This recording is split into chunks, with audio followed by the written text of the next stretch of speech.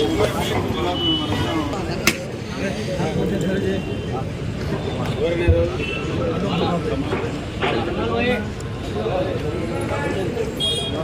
the back.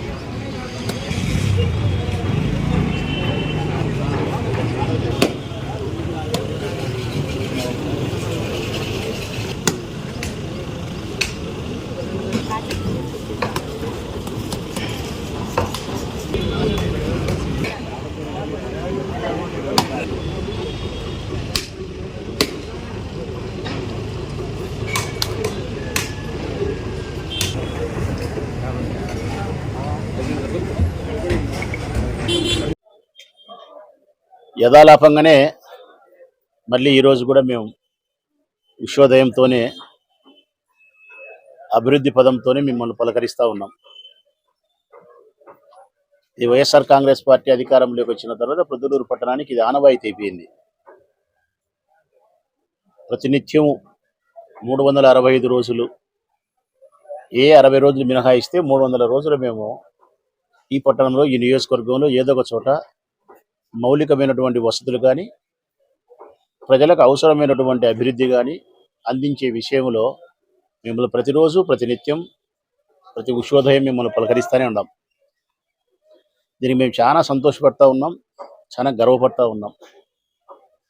మా పార్టీకి, మాకు మీరు ఓటేసి మా పైన పెట్టిన బాధ్యతను సక్రమంగా నిర్వర్తిస్తా ఉన్నామని ఒకవైపు, మీకు మంచి జరుగుతుందనేది మరొక వైపు. ఈ రెండు కారణాల చేత మా రాజకీయ జీవితం సంతృప్తికరంగా సాగుతుంది. దేవుని దయ వలన, జగన్మోహన్ రెడ్డి గారి ఆశీస్సుల వలన, ముఖ్యంగా ప్రొద్దుటూరు నియోజకవర్గ ప్రజల వలన, ఈ నియోజకవర్గంలో పనిచేసే మా ప్రభుత్వ ఉద్యోగస్తుల యొక్క సహకారం వలన చాలా మేము రాజకీయ జీవితాన్ని సంతృప్తికరంగా ఉన్నాం. ఈరోజు కూడా బీజీఆర్ సందు మోట్లో ఉండాం. మనం బీజీఆర్ లాడ్జీ కిందనే ఉండాం, గాంధీ రోడ్ మోట్లో. ఈ రోడ్డు కూడా ఒక 20 సంవత్సరాలుగా నేను కూడా రెగ్యులర్గా తిరిగేవాడిని పిల్లప్పటి నుంచి. ఈ రోడ్లో కుషించకపోయింది. ఈ రోడ్డు కూడా 35 అడుగుల విస్తీర్ణముతో, వైశాల్యంతో ఉండే రోడ్డు 15 అడుగులకు వచ్చింది. చిన్న చిన్న అంగళ్ళు సాగడం కానీ, చిన్న చిన్న బంకులు, మటన్ షాపులు చిన్నగా అయిపోయి ప్రజలు రవాణా చేయాలంటే కూడా ఇబ్బంది పడే పరిస్థితి ఉంది. ఒక జీప్ వచ్చినా, కారు వచ్చినా కానీ ఇబ్బంది పడతా ఉంది. ఇది ముఖ్యంగా మెయిన్ రోడ్డు కూడా ఇది. ఈ బీజీఆర్ గాంధీ రోడ్లో నుంచి, బీజీఆర్లో నుంచి స్ట్రైట్గా పోతే నువ్వు బంగారంగల్లకు పోవచ్చు, పప్పుల బజారుకు పోవచ్చు, శ్రీరాములపేటలోకి పోవచ్చు, శివాలయం సెంటర్లోకి పోవచ్చు. అదే వార్డులు వస్తే 11 వార్డు దీనికి టచ్ అవుతుంది, 12 వార్డు టచ్ అవుతుంది, కోటవీధి 20 టచ్ అవుతుంది, 22 టచ్ అవుతుంది, 23 టచ్ అవుతుంది. 5-6 వార్డులు, 24, 5-6 వార్డుల ప్రజలకు యావత్ మెయిన్ రోడ్లే కనెక్టివ్గా ఉండే రోడ్డు. మరి ఇంత పెద్ద రోడ్డును పట్టించుకోలే గతంలో ఉండే పాలకులు. నా బాధల్లో ఇదే. నేను ప్రజలకు అప్పీల్ చేస్తాను ప్రతిసారి ఇదే.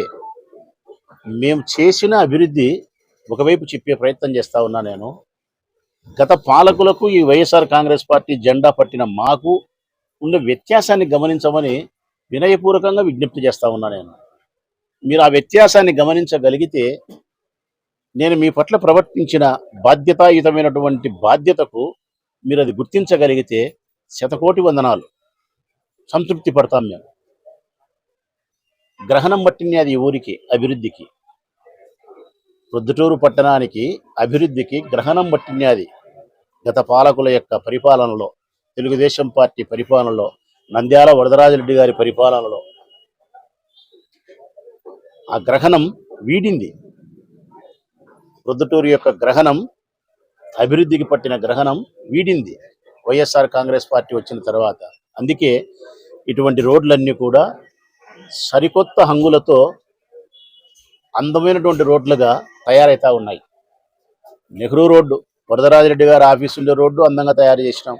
ఇప్పుడు బీజీఆర్ రోడ్డు అందంగా తయారు చేస్తున్నాం. ఇప్పుడు ఈ రోడ్డు ఎంత అవుతుందో తెలిసిన 35 అడుగుల రోడ్డు అవుతా ఉంది. 35 అడుగుల రోడ్డు.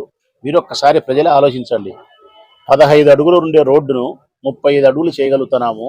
ఆ 35 అడుగుల రోడ్డు కూడా రోడ్డుకు ఆ మోటు ఈ మోటు డ్రైన్తో కాలువలు నిర్మించి, ఒక చుక్క నీళ్లు నిలబడకుండా డ్రైనేజ్ వ్యవస్థను పటిష్టం చేస్తూ రోడ్డు విశాలాన్ని పెంచి 15 నుంచి 35 అడుగులకు పెంచి 40 లక్షల రూపాయలతో ఈ రోడ్డు నిర్మాణం జరుగుతూ ఉంది. నెహ్రూ రోడ్డు అంతే, వరదరాజరెడ్డి గారి ఆఫీసు ఉండే రోడ్డు. శ్రీరాములపేట అంతే, గవర్నమెంట్ హాస్పిటల్ ఎదురుకుండే రోడ్డు అంతే. ఎందుకంటే మనిషికి అన్నిటికంటే ప్రధానమైనది త్రాగునీరు. మనిషికే కాదు, ప్రాణం ఉండే ప్రతి ప్రాణికి అవసరమైంది నీరే, త్రాగునీరే. ఆ త్రాగునీరే ప్రొద్దుటూరులో లేక 15 సంవత్సరాలుగా 20 సంవత్సరాలుగా నీటి కటకట అన్నాం. ఈరోజు ఆ పరిస్థితి లేదు. నీటి సమస్య పోయింది, మూలబడ్డ పార్కులన్నీ బాగైనాయి, కుచించకపోయిన రోడ్లన్నీ విశాలం అయిపోయినాయి. అడిగిన ప్రతి చోట్ల రోడ్డు కాలువ వచ్చింది. పాత మార్కెట్ పోయి కొత్తది వస్తుంది, కొత్త బ్రిడ్జీలు వస్తున్నాయి, కొత్త బస్టాండ్ వస్తుంది, కాలేజీకి కొత్త హంగులు సంతరించుకుంటున్నాయి, కొత్త పైపు లైన్ వస్తుంది, కాలువల ఆధునీకరణ జరుగుతూ ఉంది. మరిన్ని మెరుగైన వైద్య సేవలు, 4 ప్రాథమిక ఆరోగ్య కేంద్రాలు వచ్చినాయి. ప్రొద్దుటూరు 41 వార్డుల్లో అడిగిన చోటల్లో రోడ్డు కాలువ వేసినాం 120 కోట్ల రూపాయలతో. దాదాపు 1600-1700 కోట్ల రూపాయలు ఉచితంగా సంక్షేమ పథకాలతో ప్రజల ఇంటికే జగన్మోహన్ రెడ్డి గారి పాలన అందించగలిగింది. స్కూళ్లు బాగుపడినాయి, నాడు నేడు మన బడి కింద. విద్యా విధానంలో విప్లవాత్మకమైన మార్పులు వచ్చి చాలా గొప్ప విద్యను ప్రవేశపెట్టాడు. ఇంగ్లీష్ మీడియం కానీ, డిజిటల్ ఎడ్యుకేషన్ కానీ, ట్యాబులు ఇవ్వడం కానీ, మంచి భోజనం కానీ. ఒక్కటేమిటి, సచివాలయ వ్యవస్థను తెచ్చి రాష్ట్ర రాజధానిని మీ సందులోనే పెట్టినాడు ఆయన.